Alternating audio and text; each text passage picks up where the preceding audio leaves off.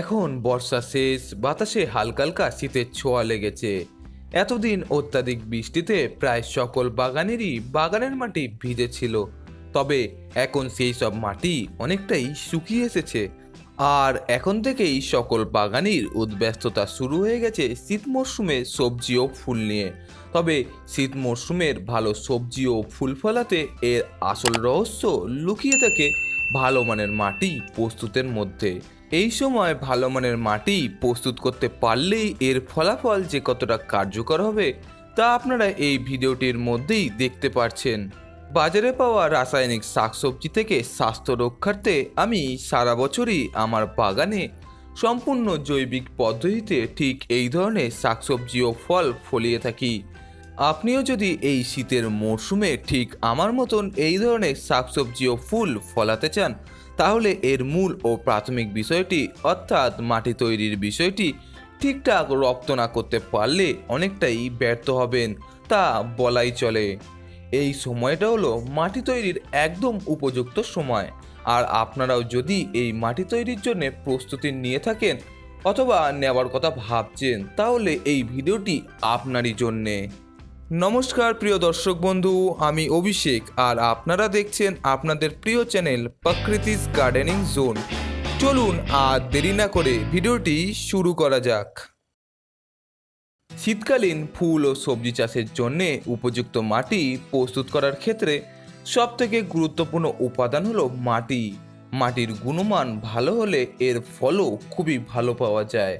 এই সময় আপনারা যে মাটি নির্বাচন করবেন তা অবশ্যই যেন 3 থেকে 4 মাস বা তার থেকেও বেশি পুরনো হয়। এই ধরনের মাটিতে ফলাফল খুবই ভালো পাওয়া সম্ভব। এছাড়া এই মাটিতে পর্যাপ্ত পরিমাণে উপকারী অণুব্যাকটেরিয়ারও উপস্থিতি লক্ষ্য করা যায়। এমন মাটি চেনার উপায় হলো যে স্থানের মাটিতে সরাসরি সূর্যের আলো আসে এবং বৃষ্টির জল পায়, সেই স্থানের মাটিতে গাছের পর্যাপ্ত উপকারী ব্যাকটেরিয়ার উপস্থিতি থেকে থাকে। তাই আপনারাও ঠিক এমন স্থান থেকে মাটি সংগ্রহ করবেন। এরপর নিতে হবে যে কোনো কম্পোস্ট। আপনারা এখানে কিচেন কম্পোস্ট, পাতা পচা সার বা ভার্মি কম্পোস্ট অথবা গোবর সারও নিতে পারেন। এখানে আমি প্রায় 1 বছরের পুরনো পচা গোবর সার নিয়ে নিয়েছি। গোবর সার ব্যবহার করার ক্ষেত্রে অবশ্যই মাথায় রাখতে হবে গোবর সারটি যেন একেবারেই গন্ধবিহীন অর্থাৎ 1 বছরের বেশি পুরনো পচা সার হয়। গন্ধযুক্ত অর্থাৎ ঠিকঠাক পচেনি এমন গোবর সার ব্যবহার করলে এর ফল মিলবে একেবারেই উল্টো। এরপর যে তৃতীয় উপাদানটি আমাদের প্রয়োজন তা হলো ধানের তুষ বা ধানের খোসা। আপনারা যদি আপনাদের ছাদ বাগানে সবজি ও ফুলের চাষ করে থাকেন তাহলে এই উপাদানটি বিশেষ ভূমিকা পালন করবে। তা হলো ছাদ বাগানের মাটির অত্যাধিক ওজন হ্রাস ঘটাতে এর থেকে ভালো বিকল্প আর হয় না তা বলাই চলে। আমার এখানে ধানের তুষ অনেকটাই সস্তা, তাই এটি ব্যবহার করছি। আপনারা এর পরিবর্তে কোকোপিট বা নারকেলের ছোবড়ার গুঁড়োও ব্যবহার করতে পারেন। এরপর প্রয়োজন হাড় গুঁড়ো। এটি সাধারণত মৃত পশু পাখির হাড়কে গুঁড়ো করে প্রস্তুত করা হয়ে থাকে। এখানে আপনারা যতটা সম্ভব ডাস্ট বা পাউডারের মতো হাড় গুঁড়ো ব্যবহার করার চেষ্টা করবেন, কারণ এই মাটি সাধারণত শীতের সবজি ও ফুল চাষের জন্য প্রস্তুত করছি। তাই এই ধরনের গুঁড়ো করা উপাদান খুব সহজেই মাটিতে মিশে যাবে এবং ততটাই তাড়াতাড়ি গাছ সেই উপাদানগুলিকে ব্যবহার করতে পারবে। এইবার যে উপাদানটি নিয়ে নেব তা হলো শিংকুচি। এটি সাধারণত মৃত পশুর শিং এবং খুর চেঁচে প্রস্তুত করা হয়। এই উপাদানটি মাটিতে পর্যাপ্ত ক্যালসিয়াম, নাইট্রোজেন, ফসফরাস সহ মাটিকে ফাঁপিয়ে রাখতেও সাহায্য করে থাকে, যা গাছের রুট সিস্টেমের পক্ষে খুবই উপকারী পরিবেশ তৈরি করে থাকে। এরপর যে উপাদানটি প্রয়োজন তা হলো সর্ষের খোল। এই খোল সাধারণত সর্ষের থেকে তেল বের করে নেওয়ার পর অবশিষ্ট অংশ। এতে প্রচুর পরিমাণে জৈবিক এনপিকের উপস্থিতি লক্ষ্য করা যায়। এবার যে উপাদানটি আমাদের প্রয়োজন তা হলো নিমখোল। ভালো মানের নিমখোল চেনার উপায় হলো 1 মুঠো নিমখোল নিয়ে নাকের কাছে ধরলে নিম তেলের গন্ধ পাবেন, যা দেখে আপনারা খুব ভালো মানের নিমখোল চিনতে পারবেন। এই নিমখোল মাটিতে অ্যান্টিফাঙ্গালের কাজ করবে। এছাড়া এতে থাকা অত্যাধিক নাইট্রোজেন গাছের দ্রুত বৃদ্ধিতেও সাহায্য করবে। এরপর নিয়ে নিচ্ছি সর্বশেষ উপাদান, মাটিকে শোধনের জন্য কলিচুন। আপনারা এর পরিবর্তে শঙ্খের গুঁড়ো বা অ্যাকোয়ামিক্সও ব্যবহার করতে পারেন। এছাড়া এই কলিচুন মাটিতে ক্যালসিয়াম ও ম্যাগনেসিয়ামের ঘাটতি পূরণ করে মাটির পিএইচ মানও নিয়ন্ত্রণ করে থাকে। চলুন এবার মাটি প্রস্তুত করা যাক। আপনাদের সকলের বোঝবার স্বার্থে এখানে আমি সিমেন্টের বস্তার 1 বস্তা মাটির নিরিখে বাদবাকি সবকটি উপাদানের পরিমাণ তুলে ধরছি। আপনারা বাদবাকি উপাদানগুলি আপনাদের মাটির পরিমাণ বুঝেই নির্ধারণ করবেন। আমি এখানে শীতের সবজি ও ফুল চাষের জন্য এই ধরনের সিমেন্টের বস্তার 1 বস্তা মাটি নিয়ে নিয়েছি। আপনাদের মধ্যে অনেকেই মাটি চালুনি দিয়ে চেলে একেবারে মিহি করে নেন। মাটি তৈরির ক্ষেত্রে এটি একটি মারাত্মক ভুল। এক্ষেত্রে এই ধরনের মিহি মাটি পরবর্তীকালে জমাট বেঁধে শক্ত হয়ে আসবে, যা যে কোনো গাছের ক্ষেত্রেই একেবারেই উপযুক্ত নয়। মাটি তৈরির ক্ষেত্রে মাটিতে অবশ্যই মাঝারি আকারের মাটির ঢেলা থাকতে হবে, ঠিক ভিডিওতে দেখানো মাটির মতো। এই ধরনের মাটির ঢেলা মাটিকে জমাট বাঁধতে দেয় না, ফলে গাছের শিকড় মাটির ভেতরে খুব ভালোভাবেই চলাচল করতে পারে। এখন মাটিটিকে খুব ভালো করে ছড়িয়ে নেওয়া হয়েছে। এবার নিয়ে নিচ্ছি ওই সিমেন্টের বস্তার 1/2 বস্তা গোবর সার। এই সারটিকে খুব ভালো করে বিছিয়ে নেওয়া যাক। মাটি তৈরির ক্ষেত্রে অবশ্যই বিভিন্ন স্তরের আকারে বিভিন্ন উপাদান ছড়িয়ে নিতে হবে। এতে সুবিধা একটাই, সবকটি উপাদান খুব ভালো করে মাটির সাথে মেশানো সম্ভব হয়। এরপর নিয়ে নিচ্ছি ওই সিমেন্টের বস্তার 1/2 ধানের তুষ। এখানে আপনারা কোকোপিটও ব্যবহার করতে পারেন। এরপর ছড়িয়ে নেওয়া যাক হাড় গুঁড়ো। এখানে আমি ওই 1 বস্তা মাটির জন্য 200 গ্রাম হাড় গুঁড়ো ব্যবহার করছি। গাছের শিকড় কাণ্ডসহ ফুল ফল আনতে প্রচুর পরিমাণে ফসফরাস ও ক্যালসিয়ামের চাহিদা থেকে থাকে, তাই এই চাহিদা পূরণে জৈবিক উপায়ে হাড় গুঁড়োর থেকে আর অন্য কোনো বিকল্প হয় না তা বলাই চলে। এরপর নিয়ে নিচ্ছি শিংকুচি। এখানে বস্তাপ্রতি 100 গ্রাম হারে শিংকুচি ছড়িয়ে নিচ্ছি। আপনাদের ঘরোয়া বাগানে মাটি প্রস্তুতির ক্ষেত্রে এই শিংকুচির ভূমিকা যে কতটাই না গুরুত্বপূর্ণ তা আগেই জানিয়েছি। এরপর ছড়িয়ে নিচ্ছি সর্ষের খোল।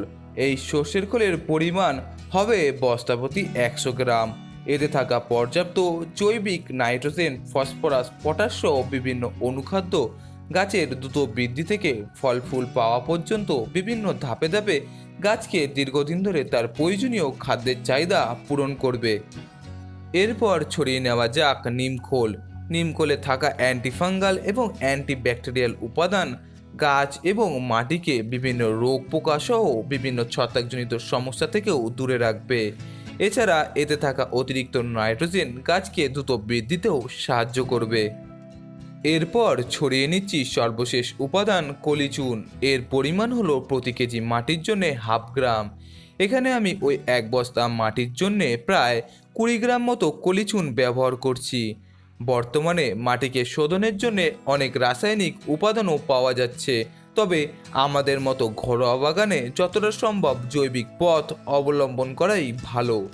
আপনারা যদি অ্যাকোয়ামিক্স ব্যবহার করেন তাহলে প্রতি বস্তা মাটির জন্যে এর পরিমাণ হবে 100 থেকে 150 গ্রাম। এইবার সবকটি উপাদানকে খুব ভালো করে ধীরে ধীরে মিশিয়ে নেওয়া যাক। বাগান নির্মাণের সবথেকে পরিশ্রমের কাজ হলো মাটি তৈরি, তাই যখনই এই মাটি তৈরি করবেন সেক্ষেত্রে অবশ্যই ধীরে ধীরে এই মাটি মেশানোর প্রক্রিয়াটিকে সম্পন্ন করতে হবে। এর ফলে সবকটি উপাদান মাটির সাথে খুব ভালো করে মিশে যাবে এবং এর ফলাফলও খুবই ভালো পাওয়া যাবে।